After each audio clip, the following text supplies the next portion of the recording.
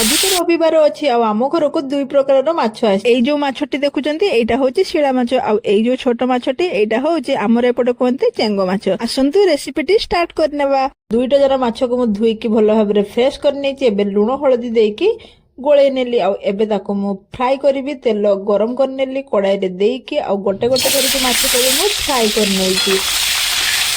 ମାଛ ଭଜା ହେଉଥିବା ଭିତରେ ମୁଁ ମୋର ଅଲଗା ଜିନିଷ ସବୁ ରେଡି କରି ନେଇଛି। ଯେମିତିକି ମୁଁ ଆଳୁ କାଟି ନେଇଛି, ପିଆଜ କାଟିକି ତାକୁ ମୁଁ ବାଟି ନେଇଛି ଆଉ ଅଦା ରସୁଣ ପେଷ୍ଟ ମଧ୍ୟ ବନେଇ ନେଇଛି ଆଉ ସେପଟେ ହଉଛି ସୋରିଷ ବଟା ଆଉ ମୋର ବାକି ଯୋଉ ମାଛ ଗୁଡା ରହିଥିଲା ତାକୁ ମଧ୍ୟ ଭଲ ଭାବରେ ମୁଁ ଫ୍ରାଏ କରି ନେଉଛି। ଭଲ ସେ ମାଛ ମୋର ଫ୍ରାଏ ହେଇଗଲା ପରେ ଆଳୁକୁ ସେପଟେ ମୁଁ ଧୋଇକି ମଧ୍ୟ ରଖିଥିଲି।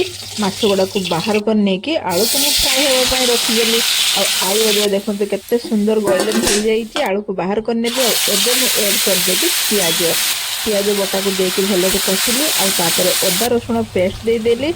କିଛି ସମୟ କଷି ହେଇଗଲା ପରେ କଟା ଟମାଟୋ ପକେଇଦେଲି ଆଉ ତାକୁ ଭଲ ଭାବରେ ପୁଣି କଷିକି ଥାଳି ଢାଙ୍କି ଦେଲି। ଏବେ ମୁଁ ମୋର ସବୁ ମସଲା ଦେଇ ଦଉଛି। ଲୁଣ ପକେଇଦେଲି ପ୍ରଥମେ, ତାପରେ ହଳଦୀ ଗୁଣ୍ଡ ଦେଇଦେଲି ଆଉ ଏବେ ଦେଇଦେଇଛି ଲଙ୍କା ଗୁଣ୍ଡ। ତାକୁ ଦେଇକି ଭଲ ଭାବରେ ମୁଁ କଷି ନେଇଛି। ମୋର କଲର ବି କେତେ ସୁନ୍ଦର ଆସିଯାଇଛି। ଏବେ ମୁଁ ଏଡ୍ କରିଦେଲି ଆଳୁକୁ। ଆଳୁ କିଛି ସମୟ କଷି ହେଇଯିବା ପରେ ମୁଁ ଥାଳି ଢାଙ୍କି ଦେଲି ଆଉ ଏବେ ଦେଖନ୍ତୁ ମୋର ଯୋଉ ସୋରିଷ ବାଟିକି ରଖିଥିଲି ତାକୁ ମୁଁ ଏଡ୍ କରିଦେଲି ଆଉ ଅଳ୍ପ ପାଣି ମଧ୍ୟ ଦେଇଦେଇଛି। ଏବେ କିଛି ସମୟ ପାଇଁ ଫୁଟିବା ପାଇଁ ମୁଁ ଛାଡିଦେଲି। ଆଳୁ ଝୋଳ ଫୁଟିଯିବା ପରେ ମୁଁ ସେଇଥିରେ ମୋର ମାଛକୁ ଏଡ୍ କରିଦେଲି।